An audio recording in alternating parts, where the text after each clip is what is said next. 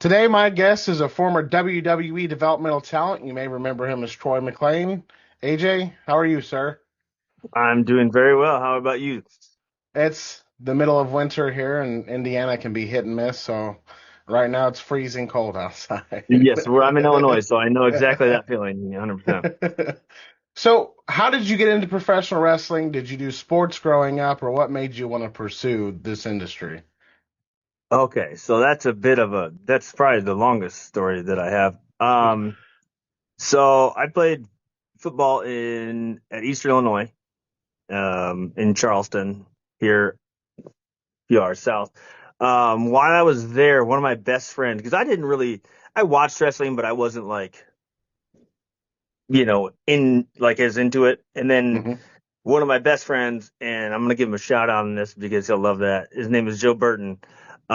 Introduced me pretty much to Shawn Michaels, and when I watched that man wrestle, I was like, "This is the greatest thing I think I've ever seen." And it was always, which is funny because one of his dreams was always to like go, be in WWE. And I remember the day I signed with WWE. His Facebook post was "Follow your dreams, otherwise your friends will." And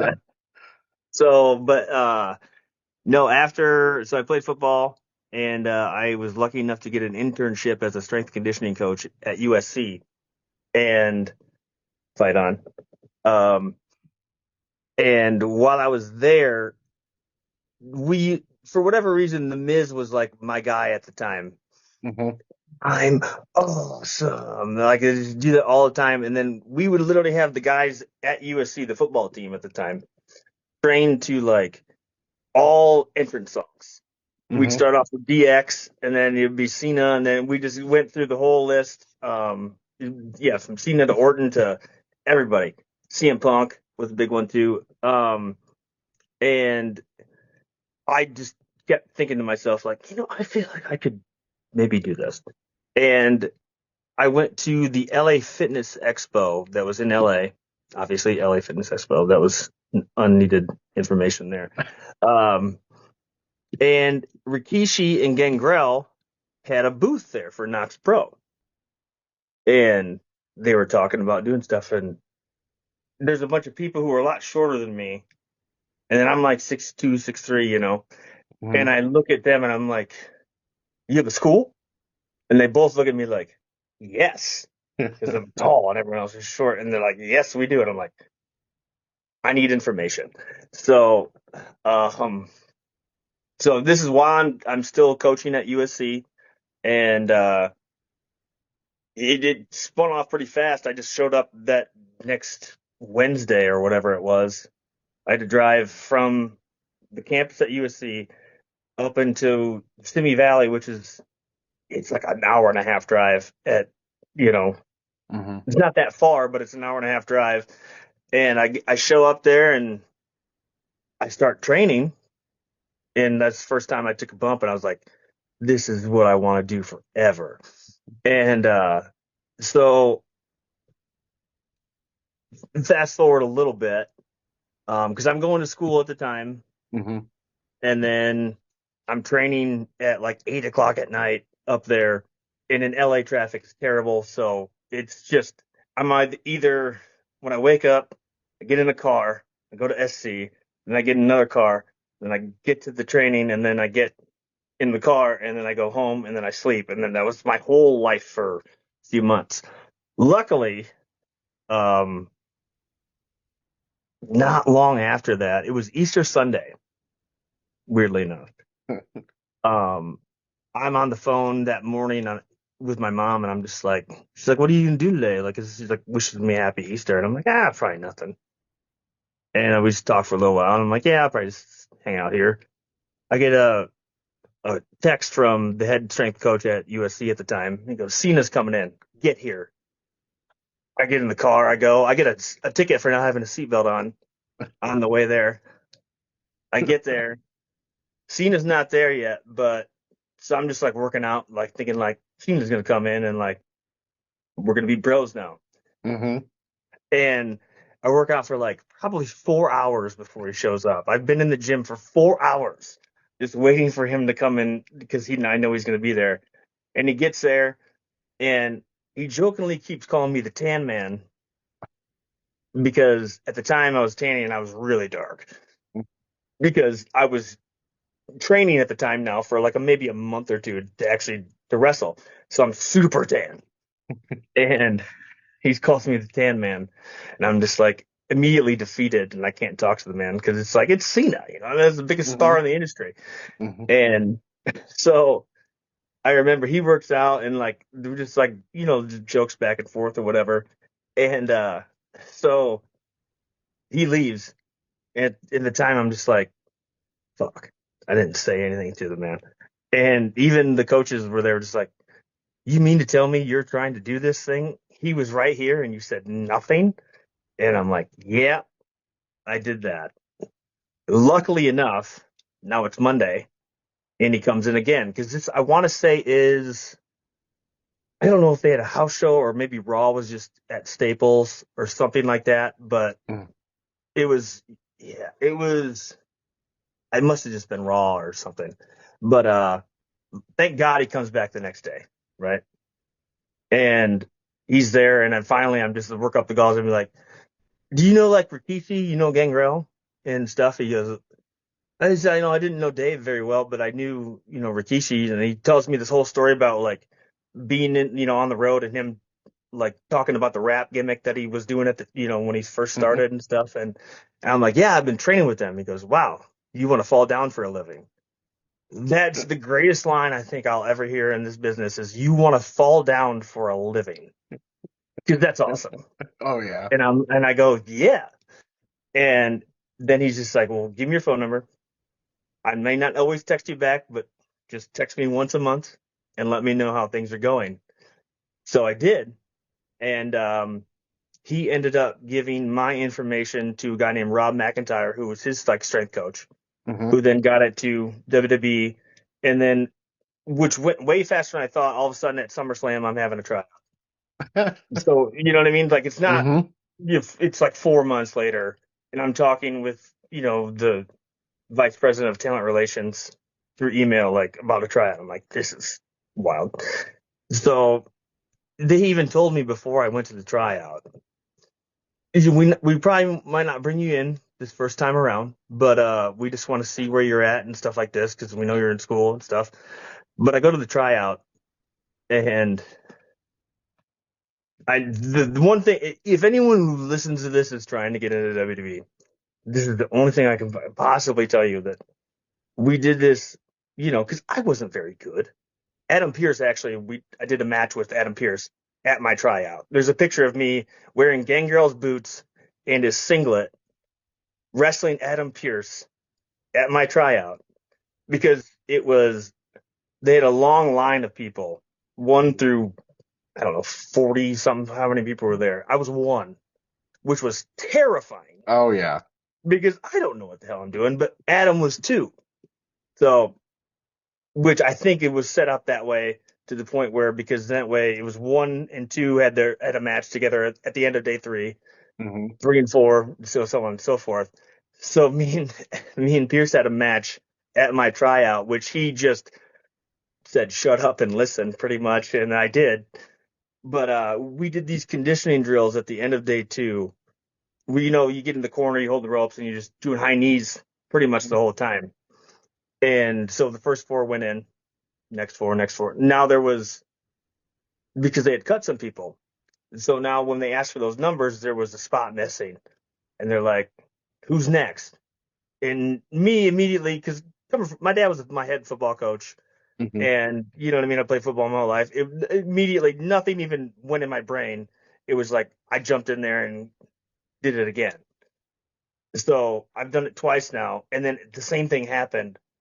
And they're like, we need somebody. And I'm like, fuck it, I'll do it again. So I did it like 3 times that night. And then at the end of the thing, I remember having the conversation with Bill DeMott where it's just like, do we want to bring you in? And I'm like, well, that's awesome. I don't know. Okay. Because, I didn't expect Hmm. it. No. Because that's how it was explained to me. But yeah, then 6 months later, I remember doing my medicals in Pittsburgh, and it was me and Bailey were the only two there, Hmm. and because she was at my tryout as well, but I think we were the only two that came from that one.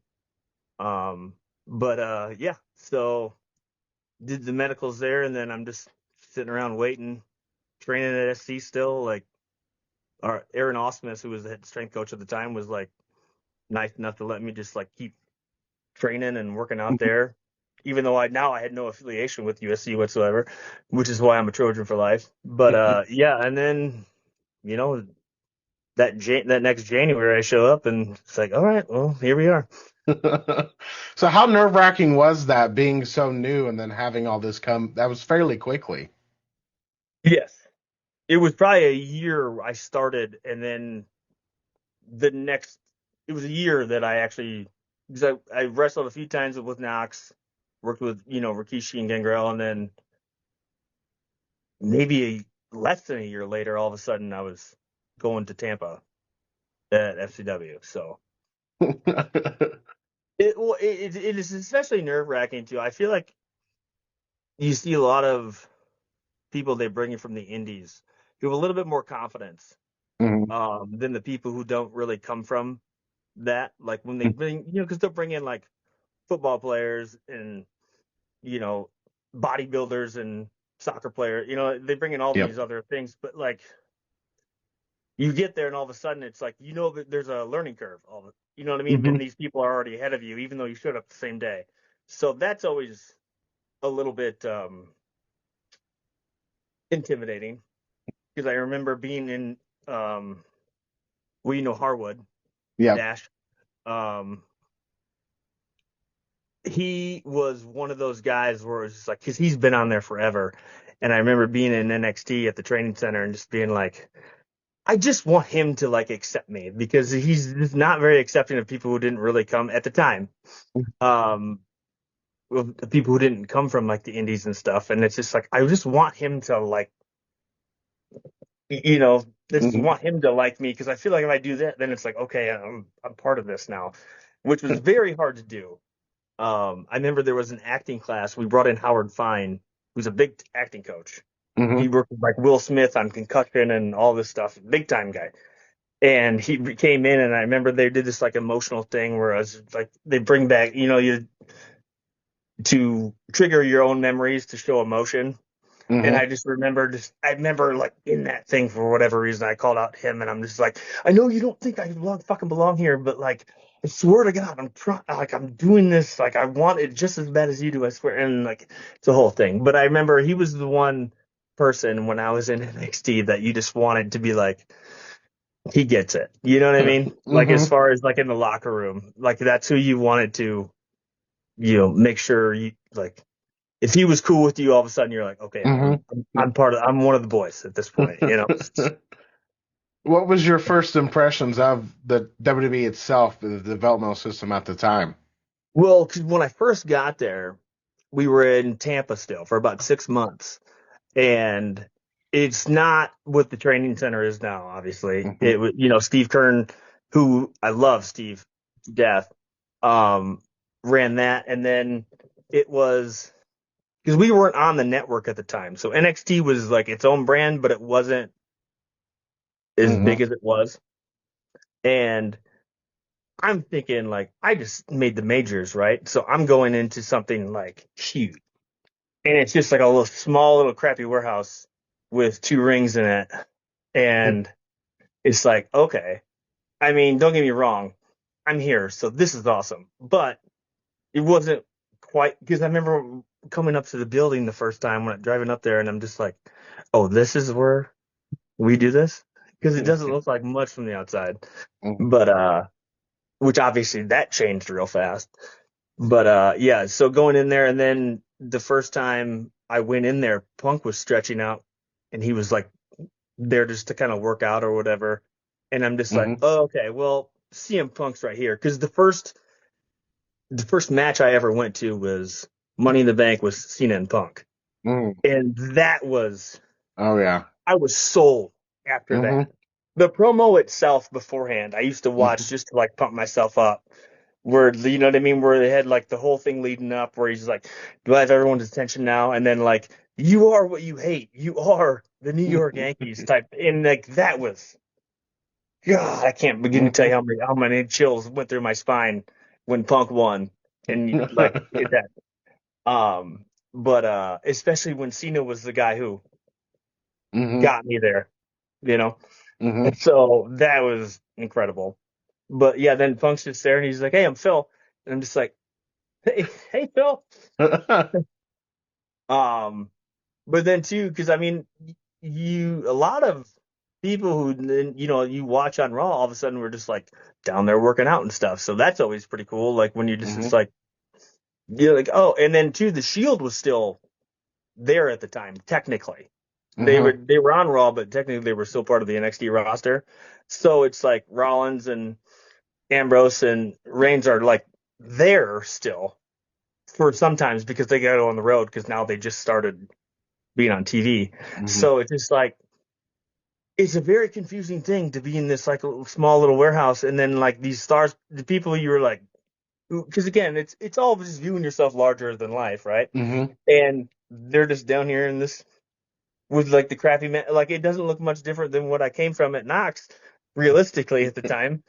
So it's just like, yeah, it's very weird. And then Ricky Steamboat was my coach first, and it was like, what's going on? So yeah, it was a very confusing Hmm. slash imitating experience to show up there at the time before we moved the performance center. Then all of a sudden it felt like you were a professional athlete. You know what I mean?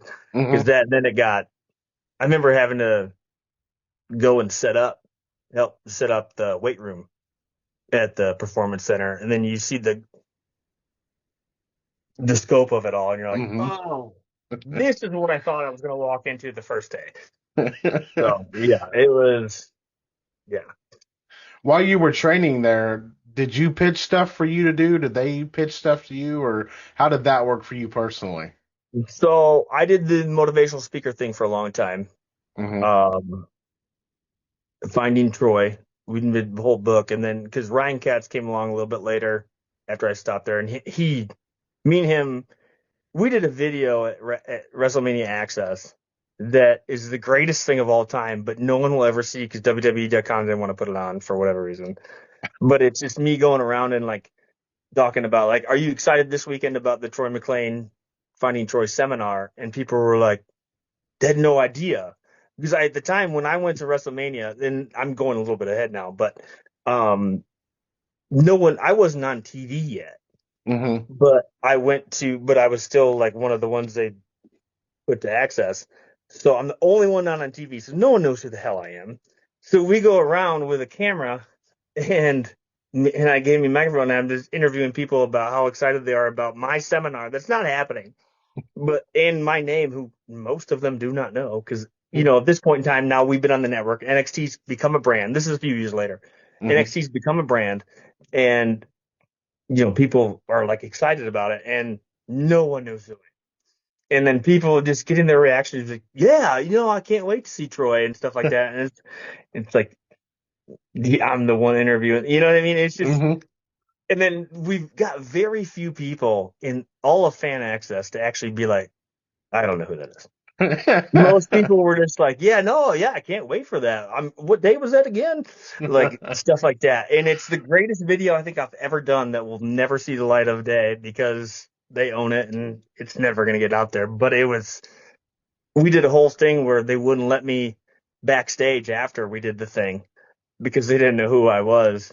And I had to go get someone's program and like show it to the security guard and show him where I was in it and stuff. So, but I don't remember the question. I just remember that story and I wanted to say it real fast. Um, Just but how you became Troy McClain, and did they have plans oh for yeah, you, or so was that that was you? Byron Saxton actually. Because when you first start, it's not like they give you anything. It's you do things because we used to work with Dusty Rhodes every Hmm. Wednesday night for promo class, and Dusty was my biggest fan, and I love that man forever. Like he was awesome, and because I remember I'm gonna keep. Oh, hold on. Let me actually tell the story before I go on after that. So we were. I remember doing. You remember the Old Spice commercials with the guy who he's like, I'm on a horse. You know what I mean? Uh-huh. I did something like that because I didn't have a character yet. This was like my first day in promo class. Dusty Rhodes is sitting there, plus the entire roster, and it's like this is intimidating. And I remember I had to ask Aiden English was still doing like kind of the thespian thing. So Hmm. I asked him like, "Can you be my director? You don't have to be on screen." He's like, "Well, I don't want to like get paired with you," kind of thing. But I'm like, "No, just be off to the side and just say stuff."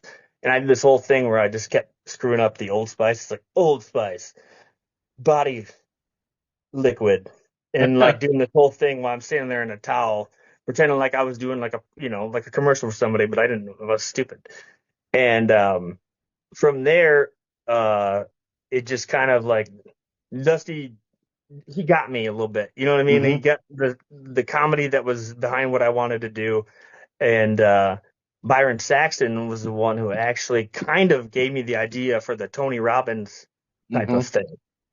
And that ended up working out really well for me for a while until other things happened. But so I'm doing this was when we were in the performance center at this point in time. I remember talking to him in the hallway right before you go out to the rings, him like being like, okay, we need to figure something out for you. And this is kind of like my idea. And then we kind of like shot back and forth and we Hmm. ended up on this. Um, the Tony Robbins thing, because I got, the big old fucking teeth and the smile and the whole thing, you know what I mean? And Uh-huh. it worked out really well. Um, so I started doing that, and I still remember, I don't know how many times. I remember I had Howard Finkel, I had Paul Heyman. Um, everyone was just told me like this thing's got legs. Like Hmm. when Paul Heyman comes and is a guest in a promo class and looks at you and says, "I fucking like this," Yeah. and Howard Finkel's like, "This thing's got traction."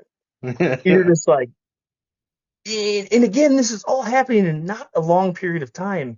It's Hmm. going so fast to the point where it's like, okay, can someone slow down for a minute, please? Because so I can actually kind of gravitate the situation. But yeah, I kept doing that for weeks, and then every live show that we used to do, it was I had my own promo segment. Like, it wouldn't even be a match. It wouldn't be anything. I just did a promo on my own, and that was just one of the segments of the show. Hmm. And because I remember I bought my own headset microphone, the one so I didn't have to use the thing. And then me and Ryan Katz, who's he's a goddamn saint. Hmm. I love that guy. We would, yeah, we just do the music we did. It was terrible. I used to come like when we do promos, I'd come out to the old Chicago Bulls theme song. And then when we do live shows, because we couldn't use that music, I came out to something that sounded like the morning news, like local morning news. But I remember there was a time I got like I did with Travis Tyler, Mile High Magnum, if you don't know him. Afterwards, he was like I was his manager. He was my mentee, and for whatever reason, I got the whole audience to chant waffles. I don't know why. Couldn't remember to tell you why, but I remember just looking around and being like, everyone's chanting waffles right now. It's just like, what is happening? Because I used to do this whole thing. I still got a video on my phone of, CJ Robinson. Um, he he went on to do New Japan for a while afterwards, but he used to do this impression of me because no, because I used to do this like the whole thing. And there's a video of on my phone that I found not that long ago where he's like, I'm like, all right, CJ, this is your impersonation of me, and he just goes through the whole thing, and he goes, and he's just, yeah, I don't know, it's a whole thing. It was really fun for a while, but then my wrestling just never caught up to the point where I was like with my character. Hmm. And it wasn't necessarily without trying because I used to get yelled at. Bill DeMott would come over the intercom and be like, Troy McClain, go home. because I didn't want to work with Norman Smiley all the time because Hmm. Norman's the I'm sure there's not a single person in that company who would ever say anything bad about Norman Mm-mm. Smiley. Norman Smiley was like, I'm pretty sure he saved me in his phone as SFB, which stands for shit for brains. Um, but Norman he was my guy, man. I love that man. I'd take a bullet for him still. Um, but it was almost like I remember. Well, I take it back. Ask me more questions so I don't just keep rambling. No, you're good. As this caught on, did they have any plans for you to to evolve more or go to the main roster, or was there any discussions like that? Well, okay, I got stories for days. Um, so there was, yes, again, there was a lot of traction with that character for a long time, and I remember, um, because I was the one person I always would like the more training I could get because again I didn't come from this. I trained for like 2 months prior to getting there. So I don't know everything. And it's not necessarily that I don't understand it because I always felt like I would have been a better producer than I was a wrestler anyway. Hmm. Which is what I always try to do after the fact.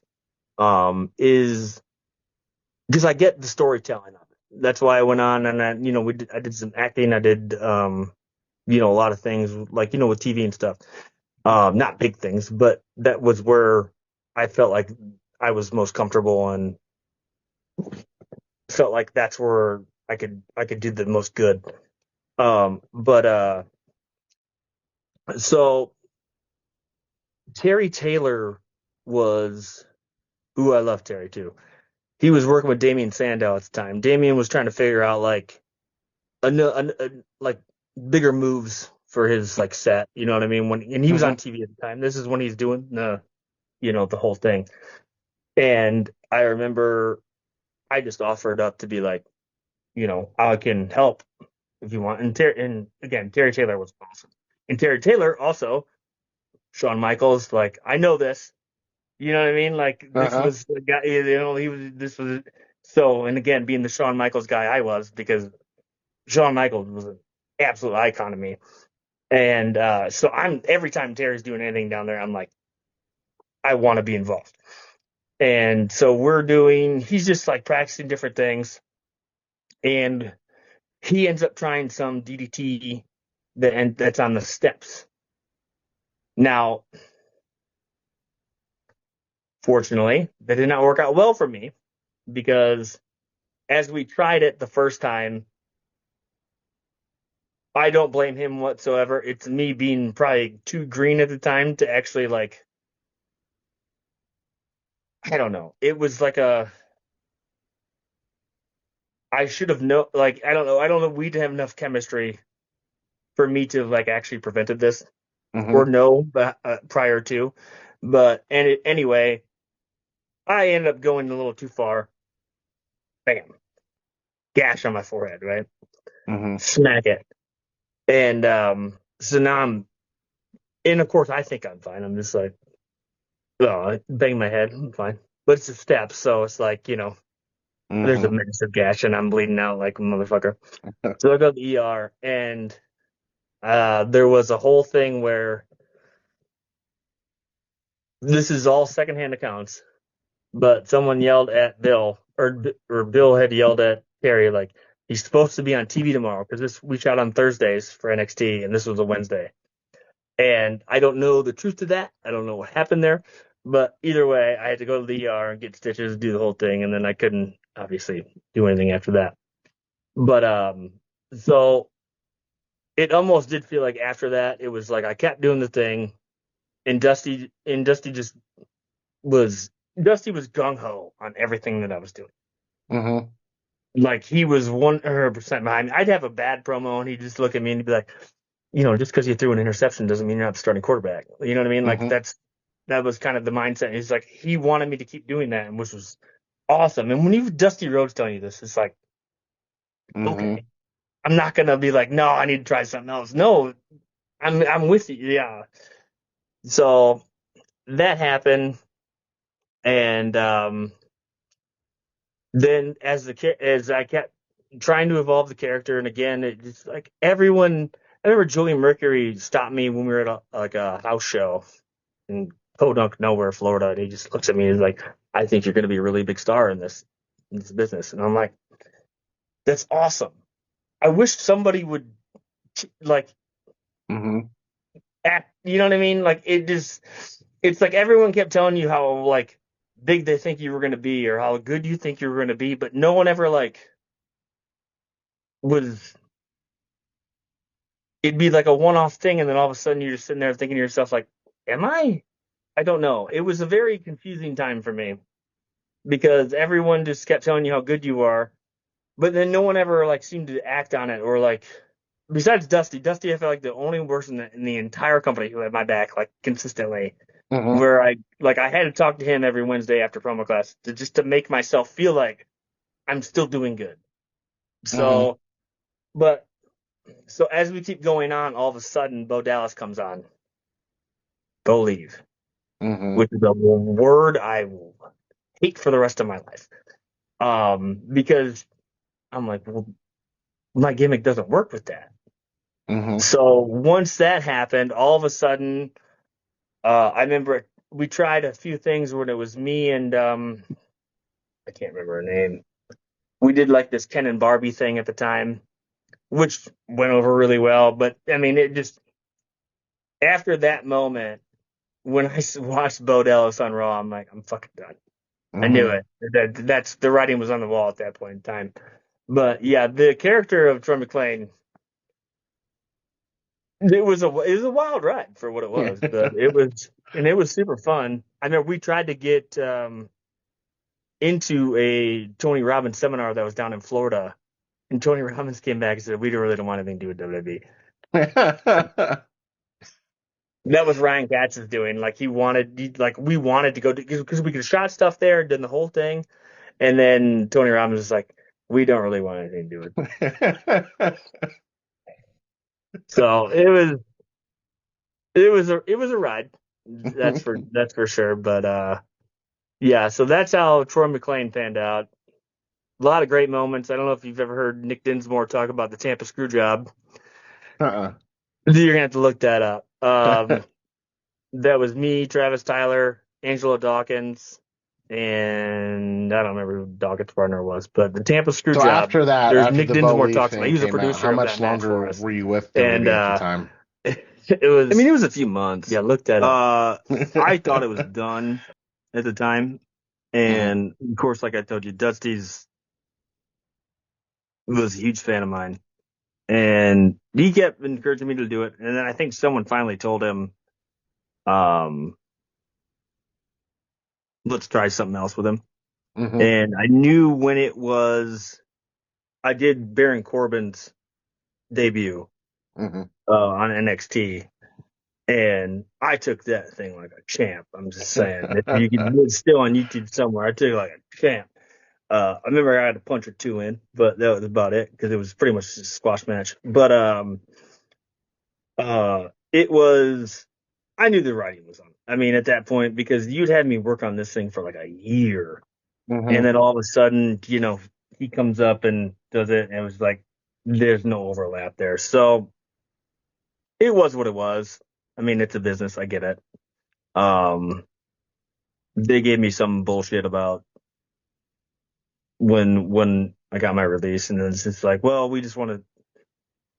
Your wrestling never actually caught up with where you were, as far as charismatic and on the microphone. So they wanted like, oh, you can like we want you to do this because you can't. And it was a bunch of bullshit. Because I know they hired the GM of the Performance Center, something Bailey. He was a piece of shit. I don't know if he's still there, but he sucks. Um, he was from like Barnum and Bailey or something like that, and it was just like, I get this is a circus, and you think it would be the Mhm. same thing, but it's not, and you're terrible. And that guy, fuck him. Um, that's also too when lost a lot of respect for Bill DeMott for him not telling me that I got cut. because it was like, I was with you since the first time, and you're not the one delivering this news to me. That was hurtful. It really, really was. Because Bill was also a guy who I liked and, used to, I thought he was on my side too. But when I think it was Dave Bailey, I don't fucking remember, but it was the fact that he didn't tell me that I was done that was hurtful. And I remember after they told me that, I went up to the locker room to pretend like I was getting my stuff, but I wasn't. We had these little promo rooms where it was, little like noise proof room where you'd cut promos with the mic and thing. And I remember I was going to go up there and cut a promo on it. Unfortunately, they weren't working at the time, which pissed me off. Ryan Katz was up there trying to fix them, and he didn't even know at the time. And I was going to cut one last promo before I left that motherfucker. And I couldn't because it didn't fucking work. And to this day, it fucking irks me because I was just going to give one last kind of fuck you as a promo when they released me. And because I don't know, the way it ended was, there was, what they said was the right things, but the way they said it, nothing was right. Yep. So it was, I just wanted that one last fucking one. And I never got the opportunity because apparently they were down that day. I remember walking out and Katz, again, just doesn't know anything. He's like, yeah, like I'm trying to get it. And I'm like, you know what I mean? Like it was, but I did try. And then at that point, I'm just like, all right, well, I'm just guess I'm out of here. I don't think after I just got released, I don't think they're going to let me sit around the performance center and wait for the promo room to get working again. So, but yeah, that was Dave Bailey, I think his name was. I don't know, he had no business there whatsoever. I don't know if he's still there, but he was pointless. But yeah, he's the one who had to sit there and tell me, and I was so very. You could have just said anybody else, but that guy. Especially, I just am mad that it didn't come from Bill, or even like Norman. If you had Norman do it, I would have been like, okay, yeah, like I would have felt better about it. But obviously, that's not how business like that works. So was professional. No, go ahead. No. No. That's. I'm just thinking back. I've never talked about that part. So yeah, go on. Did you know that you were going to pursue professional wrestling afterwards, or if you were going to walk away or just do something different after your release? Oh, no. It wasn't. The way it happened was what made me mad. It wasn't the way. It wasn't well, some of the reason was because the reason was is I tried too hard and I didn't get good enough fast enough. As a conversation I had with Billy Gunn and I had with Bill, where it's like you spend all this time with Norman doing this stuff. This is again why I think I would always have been a better producer than I ever would have been a wrestler, because I get the storytelling aspect of it. The actual execution of it is a little bit harder for me. That's why me and Norman we'd sit after practice, we'd come up with all these spots and all these different like ideas that would be stuff you don't see normally. Me and Sylvester, do you remember Sylvester, Frenchman? Yep. But yeah. So me and him did a whole Norman Smiley match at Fan Access, where it starts with literally you go to lock up when you butt heads on accident. And we did a whole Norman Smiley tribute match where we just tried to figure out every spot we could have that we could work into a match at WrestleMania Access, and did the whole thing just in Norman. Just thought we were idiots for trying it, but yeah, when you start off and you're going to lock up and you accidentally butt heads, you start from there. All of a sudden, it's like, this is stupid. But then the more you do, like, we just try to work everything, because me and Sly were in a lot of classes together, so we just tried to figure out all the things we could fucking do to put from Norman that we could put into a match. and we did it. And thank God someone wanted to do it with me for once. But we did we did it at Fan Access. And unfortunately, that's when. Oh, do you know how Corey Graves' career ended? Can I just say this right now? Yeah, go ahead. Okay, so Corey Graves, who I'm sorry, by the way, Corey, if you ever hear this, Corey Graves, the reason he's no longer in the ring is because of me. This was at Fan Access, and now, not to mention, he's had quite a few concussions at the time, and he was not doing. You know what I mean? Like he had a lot of. He's been around for a long time. So, I don't. This might be the first time this has ever been told. So here you go. Corey Graves, the reason he's a commentator anymore, was a match between me and him, and I felt terrible about this. This was also part of my downfall. I felt so terrible about this. It was me and him at Access down in New Orleans, and there was a spot where I used to do where it was I think it was an old Bob Orton spot where you kind of just jump off the second rope with one leg and then come down with an elbow on the back. And I told him stay there, but he did not hear me because that was one thing I never really got down was communicating in the ring is a lot harder than people fucking think. You know what I mean? Especially you got long hair, cool, it's all covered, but you don't like to me it always was just like everyone sees me talking and I don't want to do it. You know what I mean? So I go off the rope and I'm like, stay here as he's kind of, hunched over. I go off the top rope or the middle rope, sorry, and jump up to do an elbow. And I'm trying to hit, him underneath the neck and the back. And he doesn't, as I jump, I hear him say, what? And my elbow comes down on the back of his head.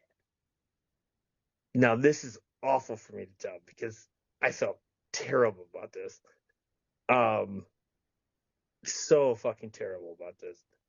But I hit him in the back of the head, and I knew the moment it happened. I'm like, oh shit. So he's down. And this isn't in Access. There's people gathered around the ring, and then there's people, just going to the booth and doing everything. And I knew when it happened. I'm like, oh shit. Because he was out. I mean, he was bad. And at the time, my mind is thinking like, finish it, pin him in, let's be done. And I don't know what. I've never actually talked to him about it, and it kills me the fact that I haven't, because I didn't know what happened after that for him.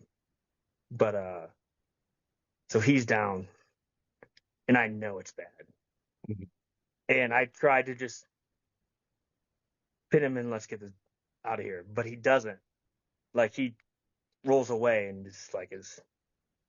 So the ref puts up the X, comes in, and I've never had that's not happened to me yet. And at that point, I don't even think I stayed in character, like leaving the ring, because I'm like, oh no, like this is bad. And yeah, so that's what ended his actual in-ring career, was that moment. And thankfully, the man is still Corey Graves. And now, you know what I mean, and can do what he does. So that to me was like, you know what I mean? I didn't want it to end for him like that. You know what I mean? And but at least he still has success. You know what I mean? Like I just the end did that. That was the scariest thing of all time. And I'm just almost in tears in the back. And I remember Leo Kruger, Adam Rose, sorry. Yep. Comes up to me and just starts going over spots with me, like we're supposed to go out next. And I'm like, what? He was fucking with me the whole time. Like we're not actually going out there. He just came up and he's like, it's okay. it was kind of like, it's an okay, like, settle down, you know what I mean? Like, just, but he just starts, it's like, all right, I'm going to do this, and then we'll do this. And then I'm like, what the fuck are you talking about, man? Which actually was kind of like the best thing that could have happened at the time, because it was more like, look, this is our business. Shit's going to happen. It sucks, but you got to move on.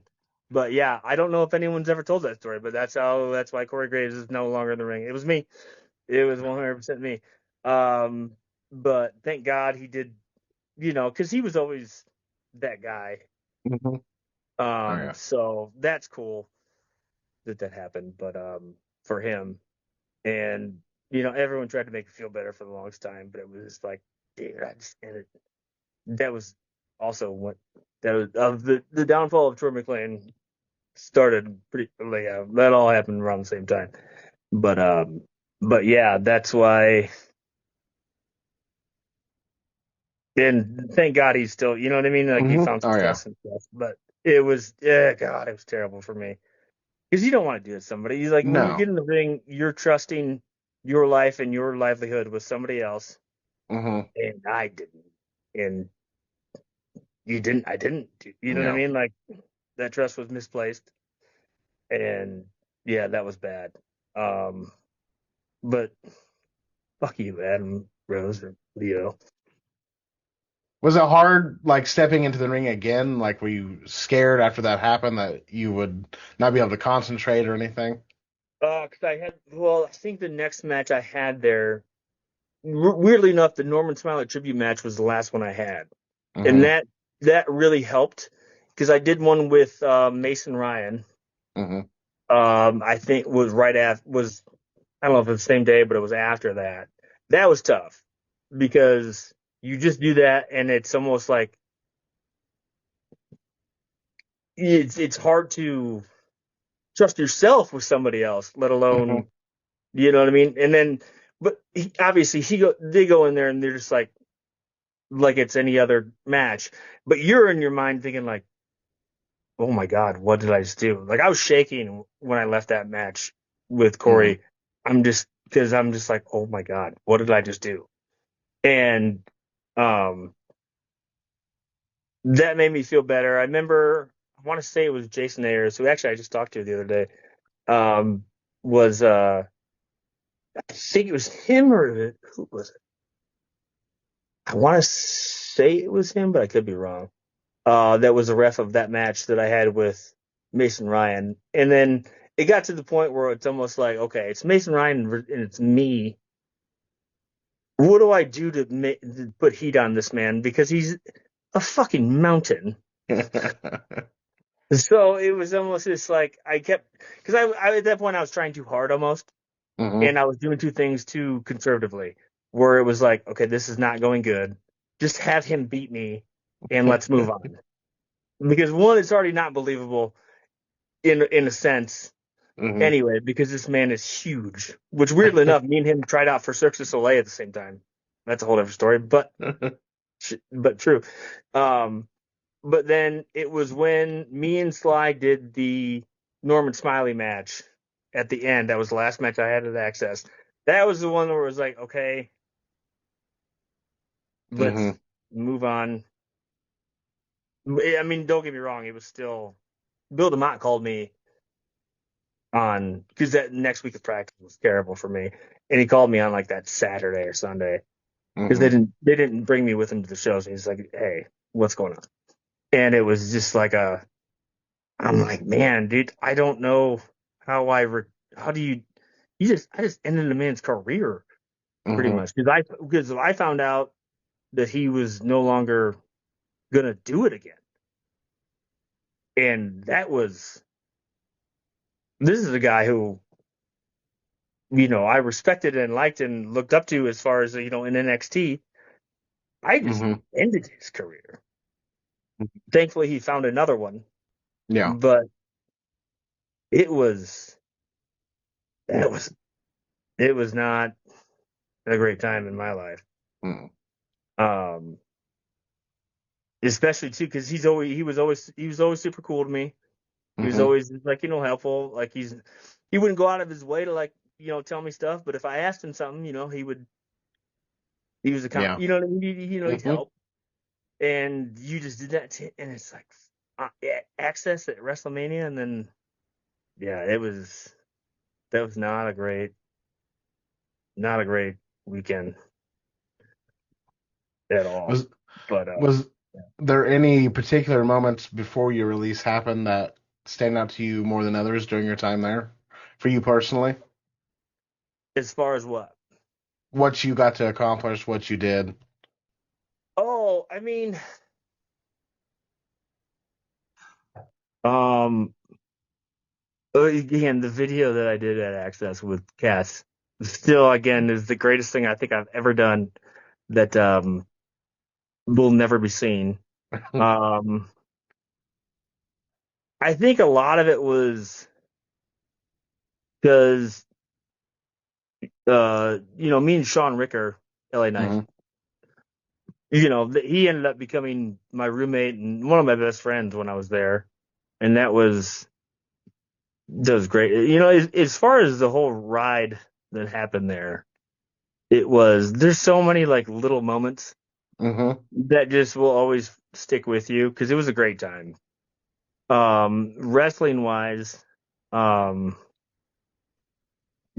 just I think it was against the Shield, possibly, where we were actually on NXT. No, maybe it wasn't the Shield. Maybe it was Dash and Harwood. It was no the matches with the Ascension and the Wyatt family will Hmm. always stick with me because there's one. It was me and Travis Tyler versus Harper and Rowan and Bray. We had like 30 minutes in a small town in Florida.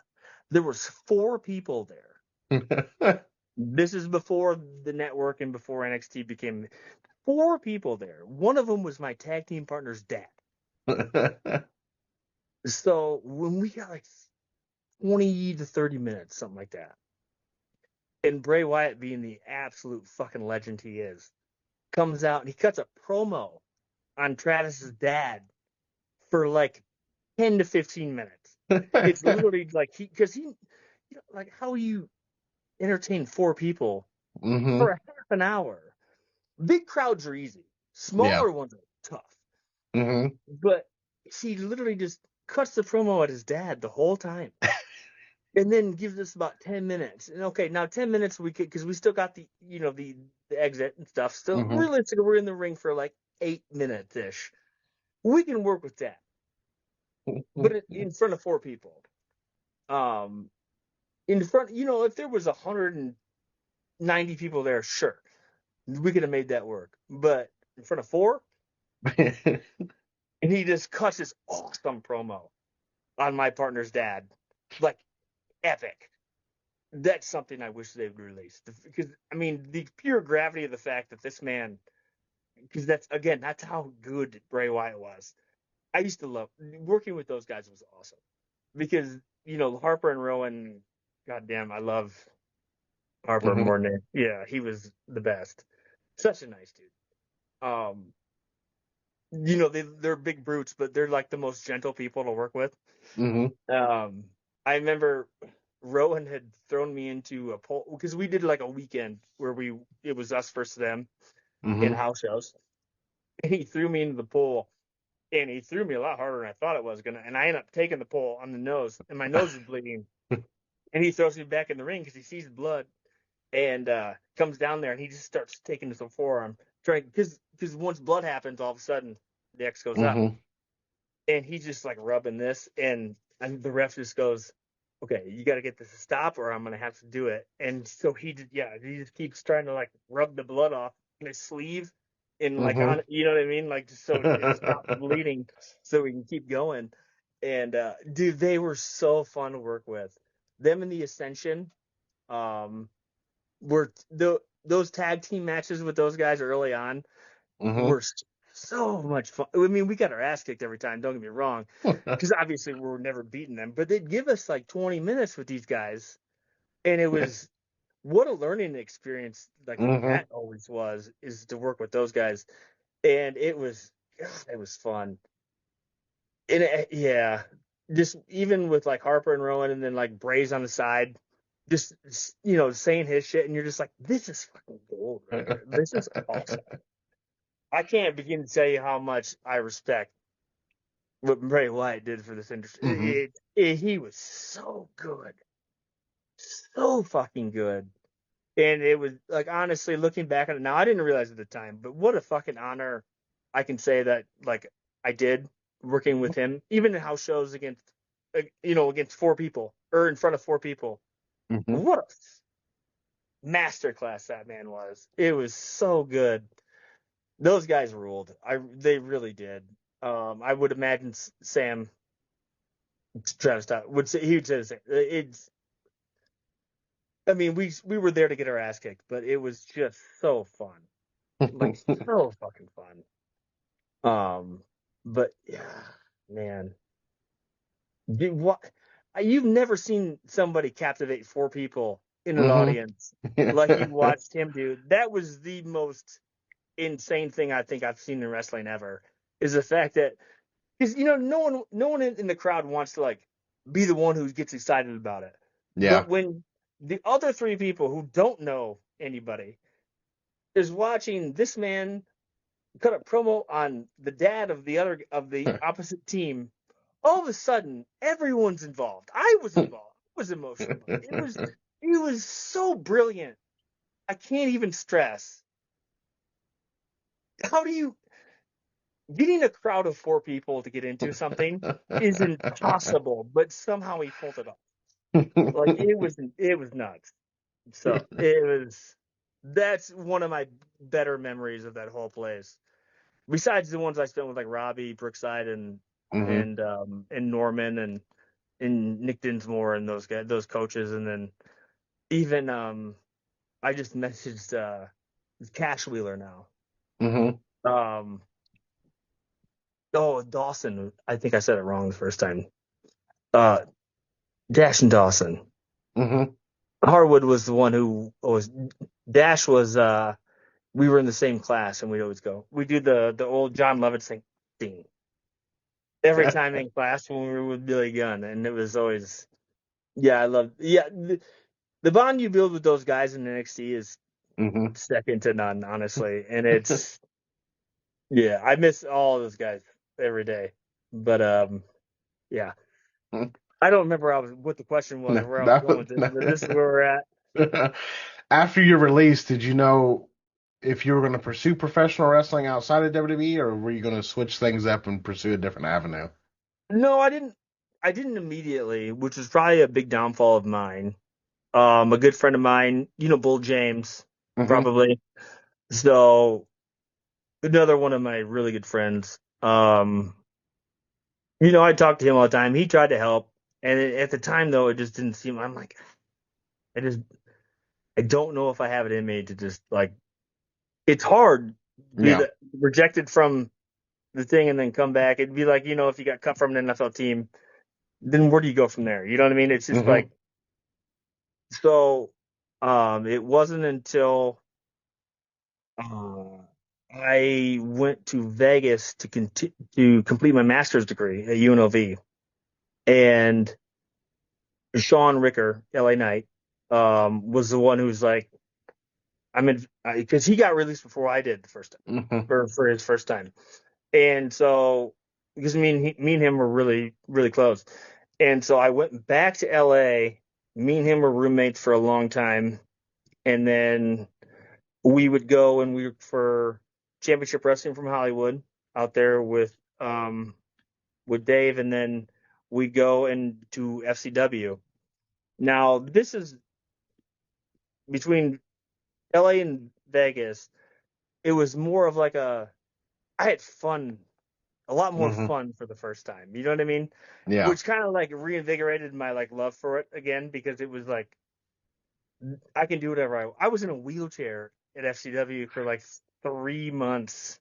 Mm-hmm. That wasn't actually in a wheelchair, but they would wheel me out, and then Tyler Cintron, who's also one of my really good friends, he would like forget that I was in a wheelchair, and then I'd fall down the ramp. You know what I mean? Like stuff like Yeah. that. It got to be really, really fun again. And but then of course, life happens to us all, and then it kind of uh, I don't know. It just kind of sputtered out because I ended up doing commentary for a long time. They have the Red Carpet Rumble at Championship Wrestling from Hollywood, and I was doing commentary the first time I came back from wrestling. The first thing I did was I did commentary for Dave in Championship Wrestling from Hollywood, and I just got to sit there and roast people the whole time. I'm like, I didn't realize commentary was awesome. And then I remember I was like a secret entry to the Red Carpet Rumble, and I just remember standing up and just being like, "Gentlemen, time for me to take my place in history," or something like that. I don't remember what the line was, but it was something like that. And I jump in the ring like in suit and tie, or I took the coat off, but in tie and whatever. I jump in the ring, and everyone looked at me, and then they just threw me against the rope and threw me out immediately. And I was like, "That's awesome." The comedic aspect to me has always been more fun. Mhm. Yeah, it's like an Adam Sandler thing where I wanted to be like the funny guy, and then turn over to Uncut Gems. You know what I mean? Where it's Mhm. just, like then find Yeah. my dramatic role. You know what I mean? It was just like Mhm. kind of always like that. And then, yeah, the commentary was so fun. I just remember the whole time because in the headsets, I'm just trying to make those guys pop in the back Mhm. whenever whatever's said. And I remember Dan Joseph, who ended up being a tag team partner of mine when we did the Pack 3 thing out there. He goes, Dan Joseph, yeah, he trains here at the training center here for Championship Wrestling Island. I'm like, don't bury the training center like that. No one's gonna want to. And I just remember hearing Dave in the back just die. That's what I went for the whole time I was doing that. And then FCW, it was me and Tyler and Tyler Cintron. What a fucking professional that man is. He's a great dude. Um, we actually did a college football betting podcast for a while too. But he's a class fucking act, man, that guy. And he was in Vegas at the time, so I'd come down there and we do we had kind of with Joe Falco like a lot more leeway than I think he thought we had. Mhm. Because I think he'd found out it was, which made it more real too, is when you do something like that, and then you watch the actual expression on the person who's running its face, Mhm. kind of thing, because they're like, you give us too much leeway, we're gonna take it too far, and then that makes his reaction all the more real, and then it makes the whole thing like just that much better, Mhm. which was kind of because I mean I mispronounced Joe's name for 4 months every time I was on the microphone. And he just texted me the others like me and Sam are thinking about tagging again, and like we need a mouthpiece. And I'm like, I ain't gonna be there no matter what. He put me So, in a wheelchair for 3 months. It was awesome. The one time I didn't wear pants, I just wore the title belt over top of my, like as like, yeah. It was, yeah. Indies can be super fun, but I feel like that shows a lot of creativity because you're not restricted by anything. You know what I mean? Mhm. Yep. It depends. You got to do it right, and you got to like still have kind of the general the general like concern in mind of like the show itself. Mhm. But if you do it right, you have so much more room for stupid stuff like that Oh that yeah. people will find. It'll find fan base. It was the indies afterwards were a good time.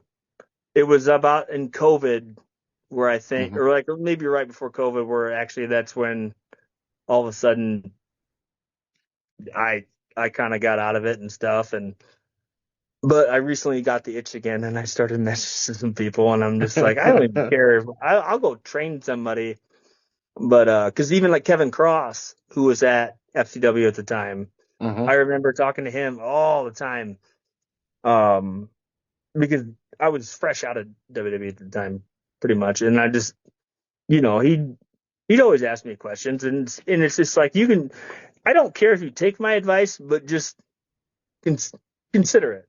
And Mm-hmm. like he'd always ask me my advice. Not the saying he always listened to it, but he knows I just came from the place that he wants to go, Mm-hmm. and he would at least, like, okay, this is something I should consider.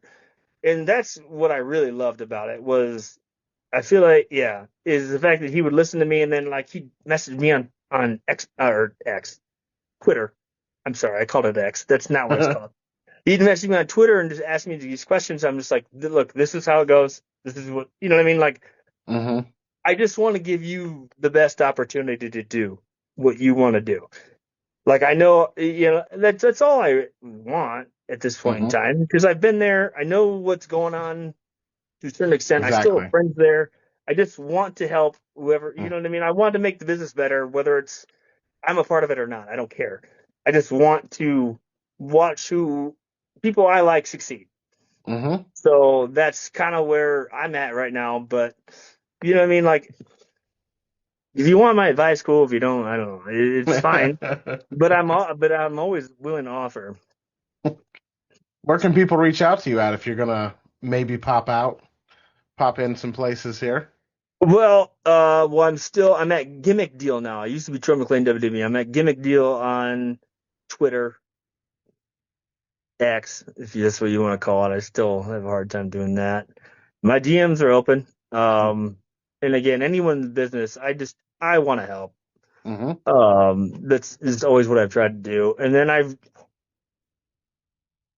me and my buddy Randy, who I did a TV pilot with, we did a comic book with. It's like me and him are going to start actually doing a different podcast that's more like paranormal, Okay. like oriented because he's into it. I'm not. So I'm gonna be the cynic of that. We're gonna try to figure something out there. That's coming. But yeah, at Gimmick Deal on Twitter is usually the best way. I think it's Gimmick Deal too on Instagram, but I don't really look at that as much. But so yeah, that's where I'm at. And then yeah, I'm trying to get. I'm not going to be the guy anymore, but I want to get back into just being around it. You know what I mean? Oh yeah. Well, So I know it took us forever to line this up, but I do greatly appreciate you no taking problem. today, you talking about your career. Thank you for what you've done for professional wrestling. I I don't know truly if I've done that appreciate it. much, but yeah. Well, everybody's story matters, and I'm glad that I was able to track you down and have you come on and talk a little bit about your career.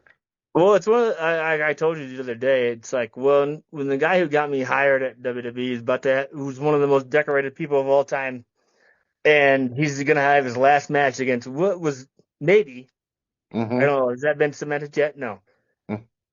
I think it did. I think last night it did. Oh, did he? So yeah, I I mean, know. it's So not. It it's wasn't him, was it? no. It's Gunther. I knew Hmm. it. Yeah. But no. But the pure fact of that was just like if John Cena has his last match against fucking LA Knight, who was my best friend and roommate for like a while, I'm just gonna like I'm not gonna be a footnote in that story. At least I want to get and Hmm. that's what got me back like wanting to like do something again. And then I messaged you Yep. immediately the moment I found that out, and I'm just like that sucks for Sean, but because that'd have been cool. But Hmm. truth be told, I knew that wasn't going to happen anyway. But no, I'm glad that we did get to do this finally. Thank you. Me too. And if there's ever anything that I can do, feel free to reach out. I'd gladly Oh, I mean, help in any way. dude, this was fun. I got a whole lot more of yeah. This was a Cliff Note story of what Okay. I've been through. So if you ever need me again, don't It might take 2 years, but we'll get it done. That's perfectly fine with me. I appreciate it.